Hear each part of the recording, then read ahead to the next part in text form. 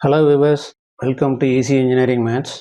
இந்த வீடியோவில் Transforms and Partial Differential Equationல ஒரு யூனிட்டான Z Transforms and Difference Equations அதில் எது இம்பார்ட்டன்ட் டாபிக், அதில் எந்தெந்த டாபிக் நீங்கள் மெயினாக ஃபோக்கஸ் பண்ணணும் அப்படிங்கிற பற்றியும் இன்வர்ஸ் Z Transform ஃபார்முலா, ஏன்னா இதில் உங்களுக்கு மெயினாக இன்வர்ஸ் Z Transform தான் ரொம்ப சொல்லியிருப்பேன். ஸோ அதில் இன்வர்ஸ் Z Transform ஃபார்முலா தெரிஞ்சிருந்தால் தான் நீங்கள் சம்ஸ் போட முடியும். அதனால் இந்த யூனிட்டில் எது இம்பார்ட்டன்ட் டாபிக் அப்படிங்கிறத பற்றியும் இன்வர்ஸ் Z Transform ஃபார்முலா என்ன அப்படிங்கிறத பற்றியும் பார்க்கலாம். இப்போ ஃபஸ்ட்டு நீங்கள் மெயினாக ஃபோக்கஸ் பண்ண வேண்டியது Z Transform of standard functions. இதிலிருந்து ஒரு 8 மார்க்கு கண்டிப்பாக வரும், சரிங்களா? அடுத்ததாக inverse Z Transform by convolution theorem, inverse Z Transform by partial fraction method, inverse Z transform by residue method, solution of difference equation using Z transform. So இந்த 5 topic நீங்கள் கிளியராக இருந்தீங்கனாலே இந்த யூனிட்ல இருந்து ஒரு 16 மார்க் வாங்கிடலாம். நீங்கள் மெயினாக ஃபோக்கஸ் பண்ண வேண்டியது inverse Z transform, inverse Z transform by convolution, inverse Z transform by partial fraction, inverse Z transform by residue method and solution of difference equation using Z transform. இந்த 4 பார்ட்டை நீங்கள் கிளியராக இருந்தீங்கனாலே மேக்ஸிமம் உங்களுக்கு ஒரு 16 மார்க்கு கிளிக் ஆகிரும். நீங்கள் இந்த 4 பார்ட்டு கிளியராக இருந்தீங்கன்னா இந்த பார்ட்டு கூட நீங்கள் ஒரி பண்ண தேவையில்லை, சரிங்களா? ஸோ இந்த 4 பார்ட்டும் நீங்கள் கிளியராக இருக்கணும்னா அதுக்கு இன்வர்ஸ் Z Transform ஃபார்முலா உங்களுக்கு தெரிஞ்சிருக்கணும். அது என்னங்கிறத இப்போ பார்க்கலாம்.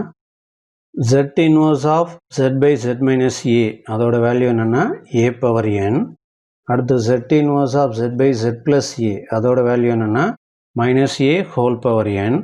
அடுத்து Z inverse of Z by Z minus 1 the whole square, அதோட வேல்யூ என்னென்னா n. அடுத்து Z inverse of AZ by Z minus A the whole square, அதோட value n into A power n. அடுத்த ஃபார்முலா என்ன பண்ணியிருப்போம்னா இந்த ஏயை ரைட் சைடு கொண்டு வந்திருப்போம். அப்போ n A power n by ஏன்னு வரும்.